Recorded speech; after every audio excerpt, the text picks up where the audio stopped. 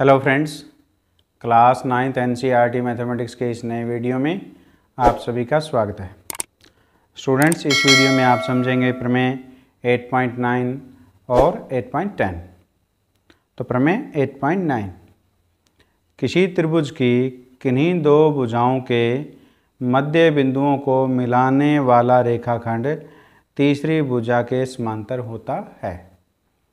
तो हमारे को दिया है, प्रमेय में दिया है त्रिभुज ABC।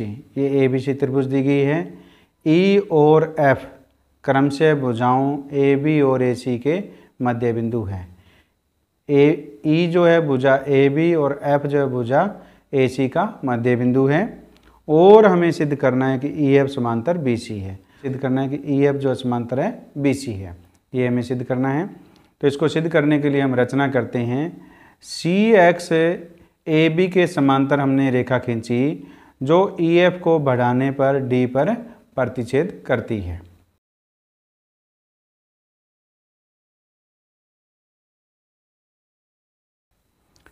CX समांतर BA है और EF को आगे बढ़ाने पर ये D पर प्रतिच्छेद करती है। उपपत्ति अब हम सिद्ध करेंगे कि EF समांतर है BC। त्रिभुज AEF और CDF में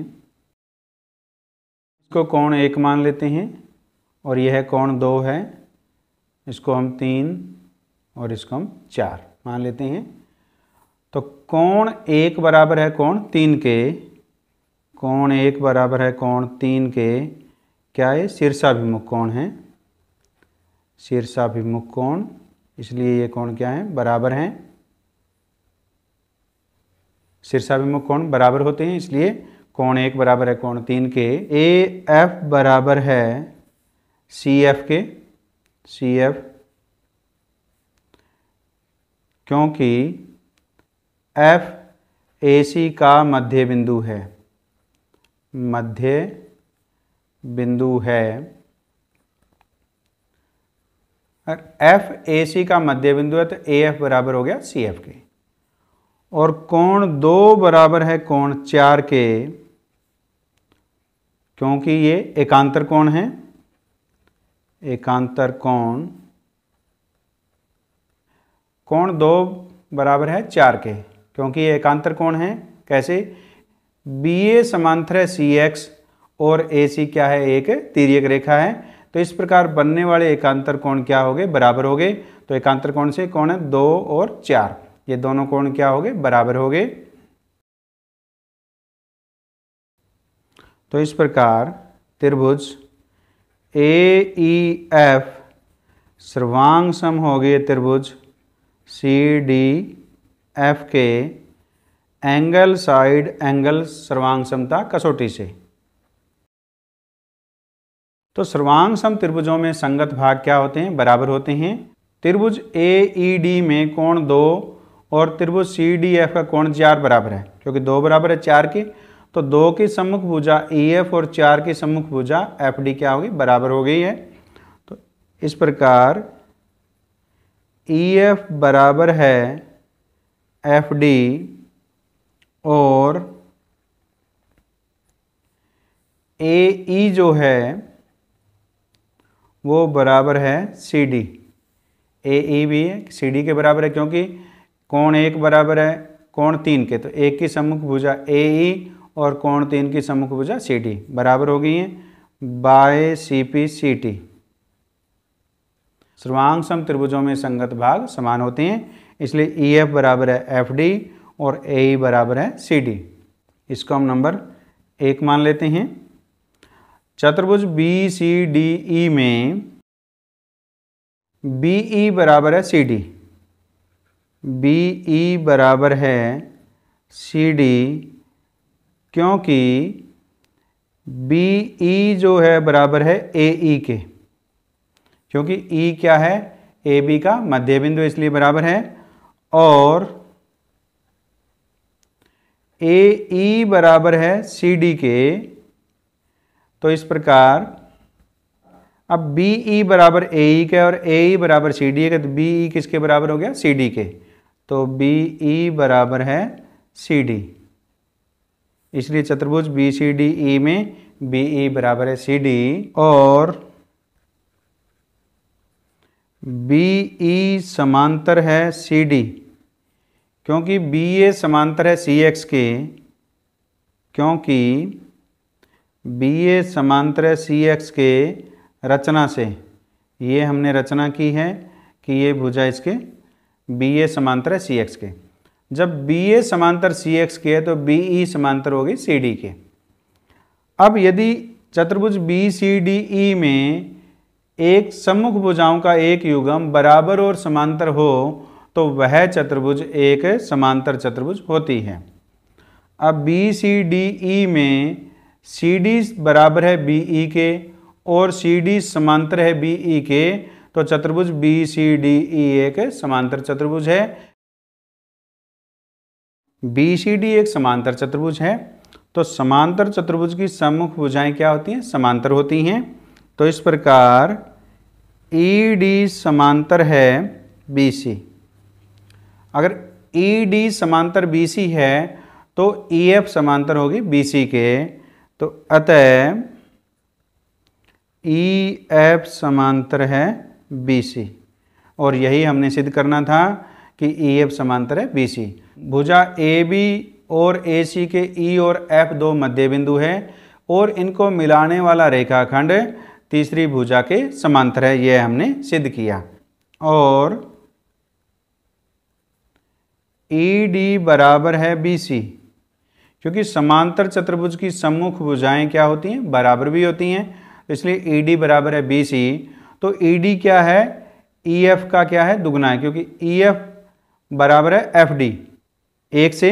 तो हम ई डी को लिख सकते हैं 2EF लिख सकते हैं और ये बराबर हो गया बी सी के, क्योंकि ई एफ बराबर है एफ डी एक से। ये हमने सिद्ध किया है।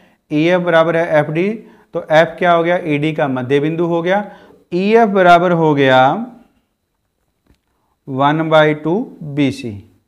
तो ये भी हमने एक सिद्ध किया कि यदि एक त्रिभुज की दो भुजाओं के मध्य बिंदुओं को मिलाने वाला रेखाखंड तीसरी भुजा के समांतर होता है और उसका आधा भी होता है, यह हमने सिद्ध किया। इस प्रमेय को हम मध्य बिंदु प्रमेय कहते हैं। अब आप इस प्रमेय का स्क्रीनशॉट ले सकते हैं।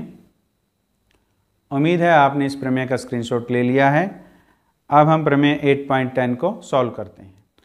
प्रमेय 8.10, किसी त्रिभुज की एक भुजा के मध्य बिंदु से दूसरी भुजा के समांतर खींची गई रेखा तीसरी भुजा को समद्विभाजित करती है। तो हमें दिया है त्रिभुज ए बी सी दी हुई है और ई ए बी भुजा का मध्य बिंदु है और ई से हमने एक रेखा एल खींची है जो ए सी को एफ पर प्रतिच्छेद करती है। यह हमें दिया हुआ है और हमें सिद्ध करना है कि एफ ए सी का मध्य बिंदु है। जो बिंदु एफ है, जो रेखा एल जो है ए सी को एफ पर प्रतिच्छेद कर रही है, तो यह बिंदु हमें सिद्ध करना है कि ये ए सी का मध्य बिंदु है। इसके लिए हम रचना करते हैं कि सी एम एक रेखा ए बी के समांतर खींचते हैं जो रेखा एल को डी पर प्रतिच्छेद करती है।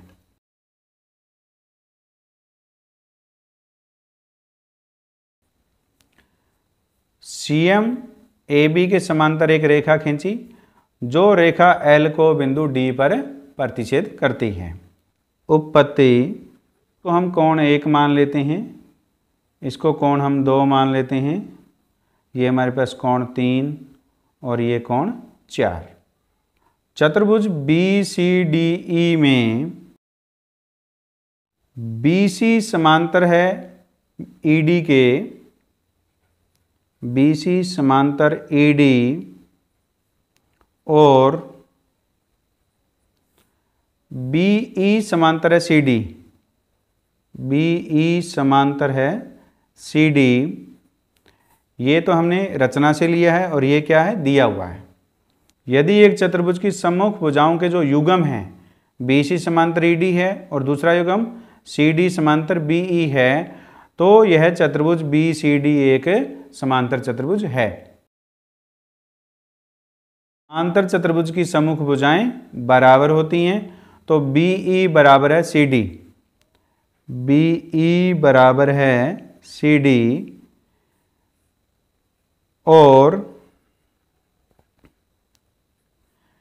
AE जो है वो बराबर है BE के,